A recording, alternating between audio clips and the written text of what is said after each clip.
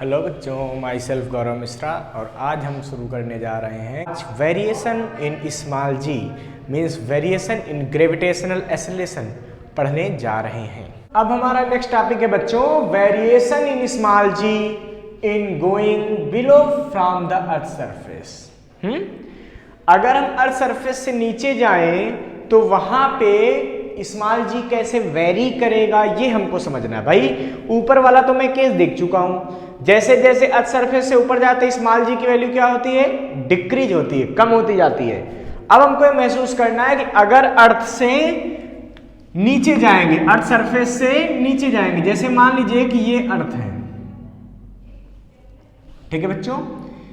यहां पे सपोज कीजिए पहले कोई m मास की बॉडी रखी हुई थी एट पॉइंट P। हम सपोज कर लेते हैं कि अर्थ का सेंटर ये है C is the centre of अर्थ, और अर्थ की जो रेडियस है वो RE है। रेडियस कितनी है बच्चों, RE।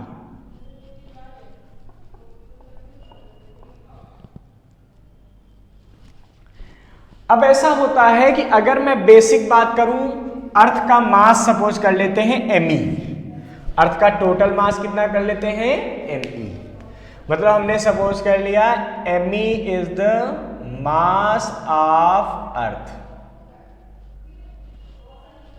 ठीक है, and rho is the density of earth.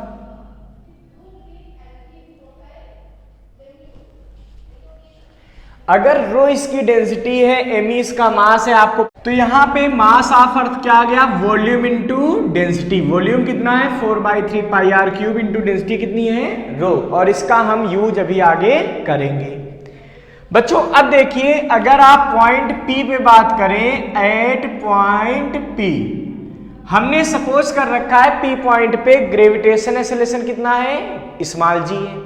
अगर P पॉइंट पे ग्रेविटेशन एक्सेलरेशन स्मॉल जी है तो नीचे की तरफ फोर्स कितना लगेगा बच्चों, mg, और ये वेट यानी कि ये फोर्स किससे मिलेगा, ये ग्रेविटेशनल फोर्स मिलेगा।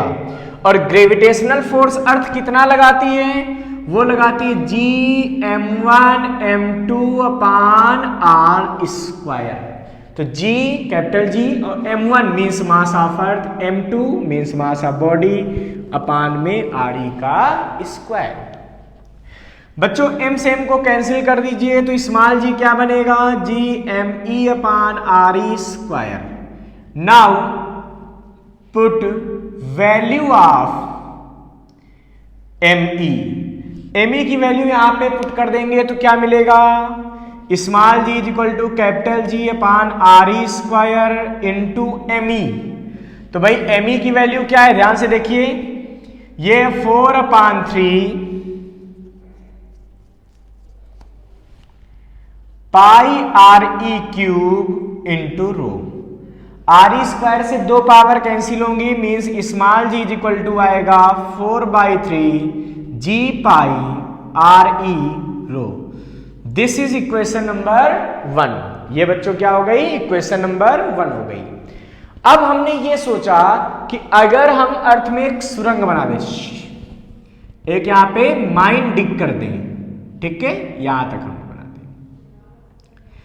कितनी डेप्थ की हमने ये बनाई है माइन, ये जो माइन मैंने बनाई है इसकी डेप्थ मान लीजिए क्या है बच्चों, h, ठीक है। तो अगर h डेप्थ की हमने माइन बना दी तो यहां पे हमने मान लिया एक पॉइंट P डैश है, और इस P डैश पॉइंट पे हमको ग्रेविटेशन एक्सेलरेशन फाइंड करना है। अभी तो हम सपोज कर लेते हैं एट P डैश, ठीक है, क्या सपोज कर लेते हैं, at P dash value of gravitational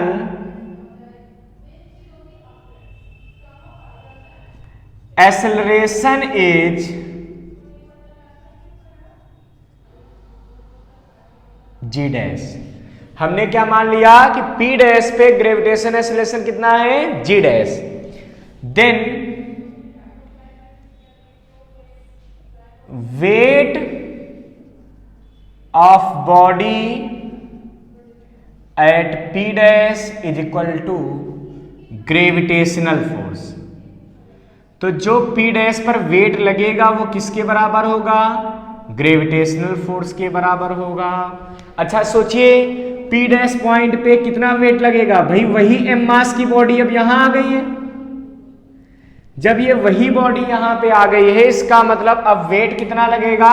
mg dash. भाई वेट क्या होता है? mg, जहां पर g होता था gravitation acceleration, is equal to g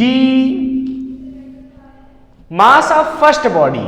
अब बच्चों फर्स्ट बॉडी का मास मतलब अर्थ का, तो अर्थ का केवल इतना मास अब हम कंसीडर करेंगे। क्यों?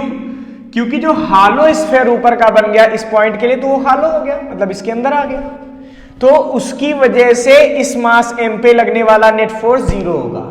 मींस अब इस बॉडी पर फोर्स केवल कौन लगाएगा? ये फोर्सन लगाएगा, जो हमने आपको शेडेड कर दिया है थोड़ा सा। तो अब हमको इतनी सरफेस का मास चाहिए। बच्चों इसका मास कितना होगा? हम सपोज कर लेते हैं me डैश। तो me dash is the mass of the shaded portion, यहां लिख देते हैं me dash is the mass of earth of shaded part. Radius RE minus h कितना है? देखो इसकी रेडियस कितनी हो जाएगी भाई? h नीचे चले आए, टोटल रेडियस कितनी थी यहां तक? RE, h तो नीचे चले आए, तो बचा कितना ये डिस्टेंस? ये रेडियस बची बच्चों RE माइनस h। तो यहां से रेडियस कितनी बची हुई है?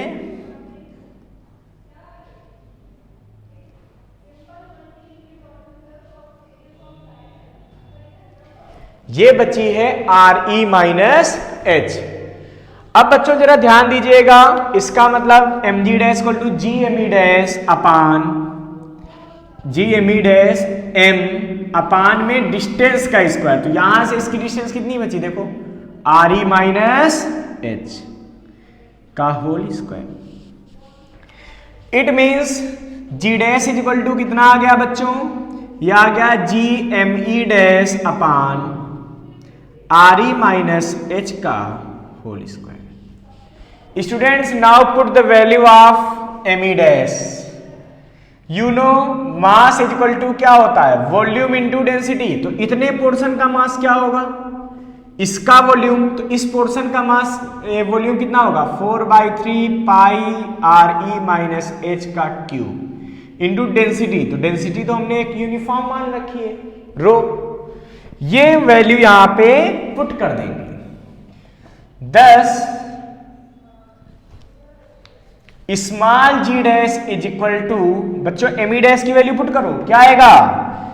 g into 4/3 pi RE minus h का cube rho upon RE minus h का whole square. RE minus h का होल स्क्वायर से एक पावर कट जाएगी, तो g डैश की वैल्यू कितनी आएगी बच्चों? 4/3 g pi RE minus h into rho. This is equation number 2।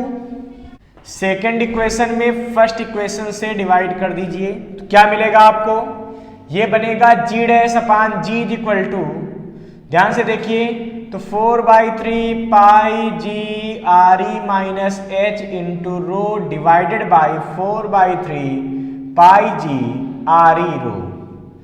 आपको दिख रहा होगा सब कैंसिल हो रहा है, तो g डैश इक्वल टू बचेगा, ये g यहां से मल्टीप्लाई कर दीजिए, तो बचेगा ऊपर RE माइनस h और नीचे क्या बचा बच्चों? RE। मीन से बचा RE माइनस h अपान RE और into small g। This is the gravitation acceleration at depth h। इसका मतलब ये हुआ कि जैसे जैसे आप डेप्थ को बढ़ाते जाएंगे h बढ़ता जाएगा, वैसे वैसे ग्रेविटेशन एक्सेलरेशन डिक्रीज होता जाएगा। Means g dash is less than g। इसका मतलब अर्थ सरफेस से ऊपर जाने पर भी ग्रेविटेशन एक्सीलरेशन घटता है और अर्थ सरफेस से अंदर आने पे भी ग्रेविटेशन एक्सीलरेशन घटता है, डिक्रीज होता है। तो याद रखिएगा कि अर्थ सरफेस से ऊपर जाएंगे तो ग्रेविटेशन एक्सीलरेशन डिक्रीज होगा, अर्थ सरफेस के अंदर जाएंगे तो ग्रेविटेशन एक्सीलरेशन वो भी डिक्रीज होगा। बच्चों यहां पे एक बात गौर करने वाली है, इसका पहले आप स्क्रीनशॉट ले लीजिए। अगर अर्थ के सेंटर से इस पॉइंट की डिस्टेंस को मैं स्मॉल आर कह दूं, अर्थ के सेंटर से इस डिस्टेंस को स्मॉल आर कह दूं, तो क्या इस फार्मूले को मैं एक और तरीके से लिख सकता हूं? बिल्कुल, मैं लिख सकता हूं जी डैश बराबर G into small R upon R E. देखिए क्यों, स्मॉल आर बराबर क्या हो जाएगा, R E minus H. Small R क्या है, the distance of the mass from the centre of earth. इसका मतलब ध्यान से देखिए तो G dash depends on small R. तो हम ये भी कह सकते हैं, अरे वही बात है जैसे हम अभी तक क्या समझे आपको कि नीचे आने पर ग्रेविटेशन एक्सीलरेशन घटता है, तो हम ये भी तो कह सकते हैं यहां से ऊपर जाने पर, सेंटर से ऊपर जाने पर ग्रेविटेशन एक्सीलरेशन बढ़ता है। इसका मतलब ये क्लियर हो गया हमको कि अर्थ के सेंटर से दूर जाने पर ग्रेविटेशन एक्सीलरेशन बढ़ता है, या ये कहें कि अर्थ के सेंटर के पास आने पर ग्रेविटेशन एक्सीलरेशन डिक्रीज होता है। दोनों बातें एक है, ठीक है। At centre of earth, centre of earth, centre पे स्मॉल आर जीरो हो जाएगा क्योंकि h इक्वल टू क्या हो जाएगा, आर ई। देखो जैसे ही h equal to R E हो गए जीरो हो जाएगा ना gravitation acceleration. It means in this situation G dash is equal to zero. So at the centre of earth the value of gravitation acceleration is zero. इसका मतलब अगर ये अर्थ है तो यहाँ पे ग्रेविटेशन एक्सीलरेशन जीरो, यहाँ पे जैसे से आगे बढ़ेंगे स्मॉल जी की वैल्यू बढ़ेगी बढ़ेगी बढ़ेगी बढ़ेगी बढ़ेगी, और इसके ऊपर जाने पर फिर क्या होगी, घटेगी, कम होगी। तो हम कह सकते हैं अर्थ के सेंटर से जब सरफेस की तरफ बढ़ते हैं तो ग्रेविटेशन एक्सीलरेशन इंक्रीज होता है, और सरफेस के बाहर जाते हैं तो ग्रेविटेशन एक्सीलरेशन डिक्रीज होता है, ठीक है। वैसे तो आपने समझा कि सरफेस के नीचे भी घटेगा ऊपर भी घटेगा, बट अब हम सरफेस से शुरू नहीं कर रहे हैं। सरफेस के नीचे भी डिक्रीज होता है और ऊपर भी डिक्रीज होता है, बट अब हम सरफेस से शुरू नहीं कर रहे हैं, हम सेंटर से शुरू करें। तो सेंटर से इधर जाने पर क्या होगा भाई, उधर से ऊपर से आने पर क्या होता था, डिक्रीज होता था। तो यहां से जाने पर क्या होगा भाई, अर्थ सरफेस से नीचे आने पर क्या होता था, डिक्रीज होता था। तो यहां जाने पे क्या होगा, सीधी सी बात है इंक्रीज होगा। तो इंक्रीज होते होते होते यहां मैक्सिमम, इसके बाद क्या होगा, कम होने लगे।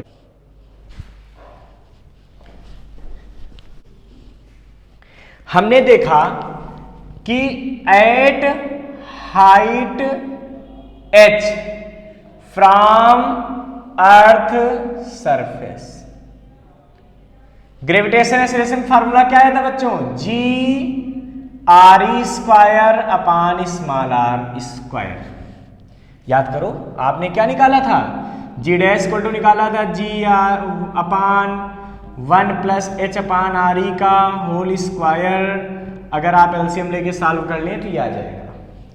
जहां पे स्मॉल आर क्या है, distance of observation point from the centre of अर्थ। कैसे, जैसे अगर यहाँ पे इसकी रेडियस क्या है बच्चों, आर ई, हम एच हाइट एबव बात कर रहे हैं, तो इस पॉइंट के लिए हमने ये डिस्टेंस पूरी ऑब्जर्व कर ली। तो ये पूरी डिस्टेंस कितनी आएगी, इसको हमने स्मॉल आर सपोज कर लिया, तो ये आ गई आर ई प्लस एच। तो जब अर्थ के सेंटर से बात करेंगे तो ये फार्मूला हमको मिलेगा। भाई देखो एलसीएम लेंगे, आर ई प्लस एच आ जाएगा और आर ई स्क्वायर ऊपर, और आर ई प्लस एच की जगह क्या रख दिया, स्मॉल आर। इसका मतलब G dash depends on 1 upon R square. तो जैसे जैसे हाइट बढ़ती जाएगी वैसे वैसे क्या होगा, ग्रेविटी डिक्रीज होती जाएगी। अगर हम बिलो फ्रॉम बात करें, ठीक है, बिलो फ्रॉम अर्थ सरफेस, तो जब बिलो फ्रॉम अर्थ सरफेस हम यहां पे डिस्कस करेंगे, इसका मतलब क्या होगा बच्चों कि ये अर्थ है, ठीक है, हम इससे कुछ डेप्थ पर चले आए यहां। तो यहां से ये डिस्टेंस बच्चों हम मान लेते हैं स्मॉल आर, जबकि टोटल रेडियस अर्थ की कितनी हमने मान रखी है बच्चों, आर ई। हम कितना डेप्थ पे आ गए हैं, एच। तो small R is equal to कितना हो गया यहां पे, आर ई माइनस एच।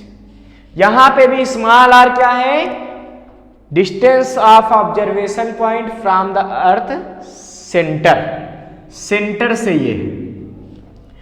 इस सिचुएशन में जी डैश क्या आया है, जी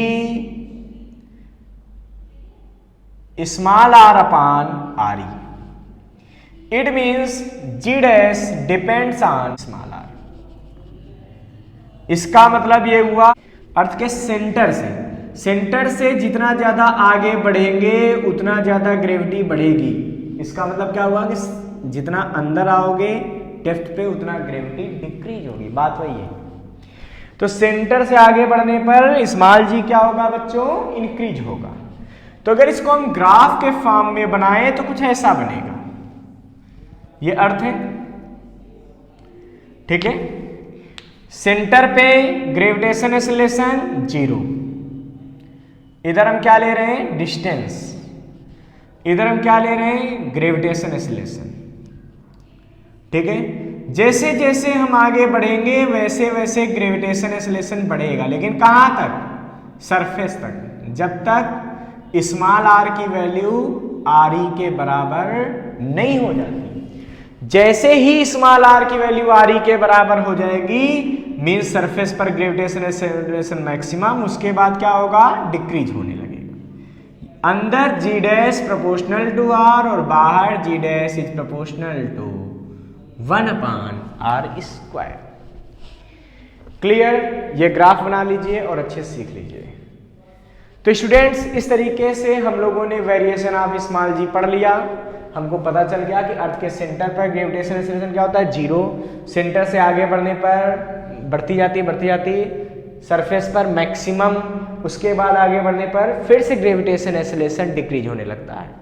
मतलब मैं कह सकता हूं कि सरफेस से नीचे जाओ तो भी डिक्रीज होगा, ऊपर जाओगे तो भी डिक्रीज होगा। कभी कभी बच्चों आपसे पूछ दिया जाता है कि अर्थ से ऊपर जाने पर भी स्मॉल जी डिक्रीज होता है और नीचे जाने पर भी स्मॉल जी डिक्रीज होता है। तो डिक्रीज होने की रेट किधर ज्यादा होती है, तो आप ध्यान रखिएगा कि अर्थ से ऊपर जाने पर स्मॉल जी के डिक्रीज होने की रेट कम होती है, जबकि नीचे जाने पर स्मॉल जी की रेट ज्यादा होती है डिक्रीज होने की। क्यों भाई, जितना रेडियस ऑफ अर्थ है उतना नीचे आने पर स्मॉल जी कितना बचता है, 0। जबकि जितनी रेडियस ऑफ अर्थ है उतना ही ऊपर चले जाएं तो स्मॉल जी कितना बचता है, g/4। हमने अभी केस करवाया था आपको ये। मतलब 6400 किलोमीटर जितनी अर्थ की रेडियस, अगर उतना ऊपर चले जाएं तो ग्रेविटेशन एक्सेलरेशन g/4, बट अगर उतना ही नीचे चले जाएं तो कितना हो गया, 0। इसका मतलब इधर डिक्रीज होने का रेट क्या है, ज्यादा है। इस पर बहुत सारी प्रॉब्लम्स दी हुई हैं आपकी बुक्स में, आप उनको सॉल्व कर लीजिए और हमारे चैनल को लगातार ऐसे ही लाइक सब्सक्राइब करते रहिए, ठीक है बच्चों, और शेयर भी करते रहिए, जिससे कि ज़्यादा से ज़्यादा लोग हमसे कनेक्ट होते रहें।